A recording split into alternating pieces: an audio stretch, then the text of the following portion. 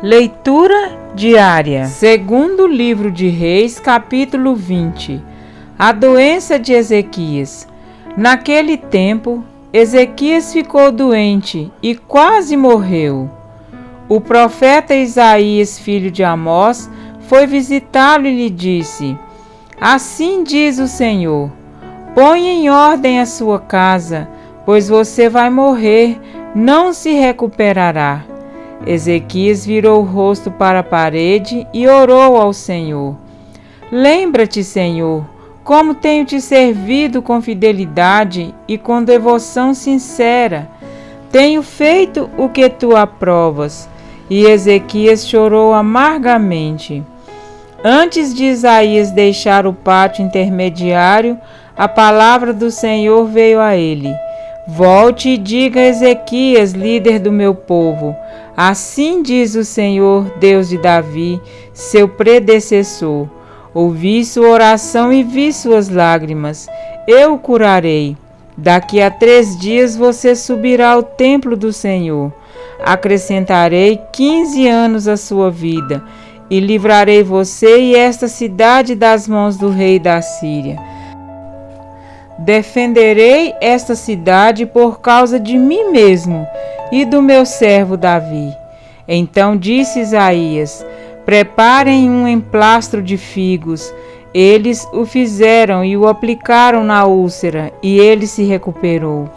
Ezequias havia perguntado a Isaías: Qual será o sinal de que o Senhor me curará e de que de hoje a 3 dias subirei ao templo do Senhor?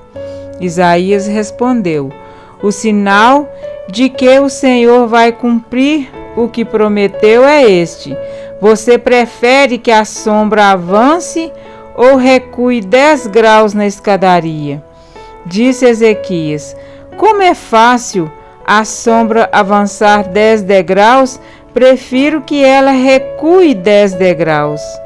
Então o profeta Isaías clamou ao Senhor, e este fez a sombra recuar os 10 degraus, que havia descido na escadaria de Acás. Mensageiros da Babilônia. Naquela época, o rei da Babilônia, Merodach-Baladã, filho de Baladã, enviou cartas e um presente para Ezequias, pois soubera da sua doença.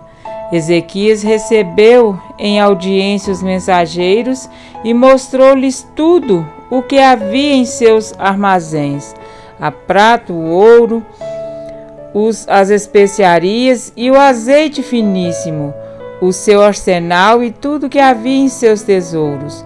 Não houve nada em seu palácio ou em seu reino que Ezequias não lhes mostrasse.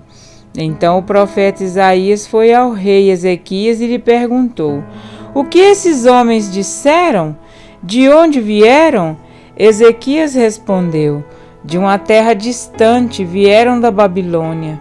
O profeta perguntou: O que eles viram em seu palácio? Disse Ezequias: Viram tudo em meu palácio. Não há nada em meus tesouros que eu não lhes tenha mostrado. Então Isaías disse a Ezequias: Ouça a palavra do Senhor. Um dia, tudo o que se encontra em seu palácio, bem como tudo o que os seus antepassados acumularam até hoje, será levado para a Babilônia. Nada restará, diz o Senhor.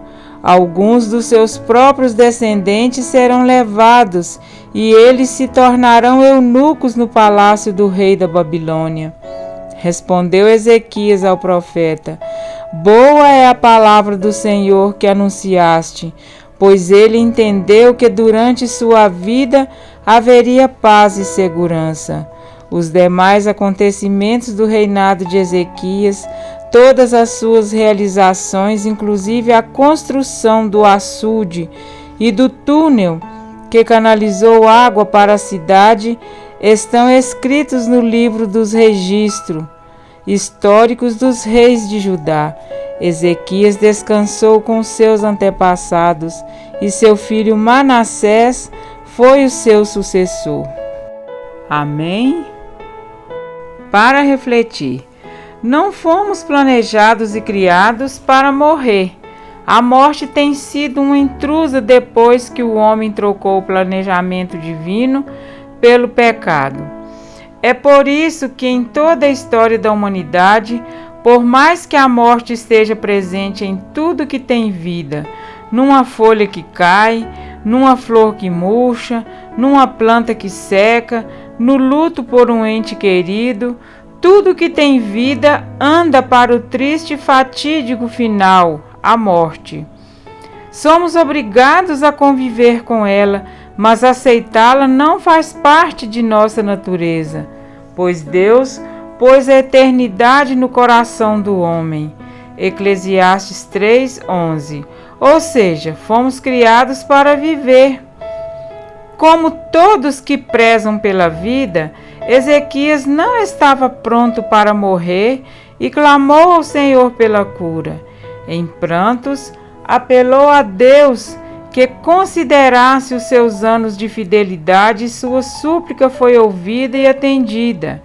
15 anos a mais lhe foram concedidos e o retrocesso da sombra no relógio de Acaz foi a sua garantia. Após um tratamento natural, já com a saúde restabelecida, Ezequias recebeu cartas e presentes do rei da Babilônia.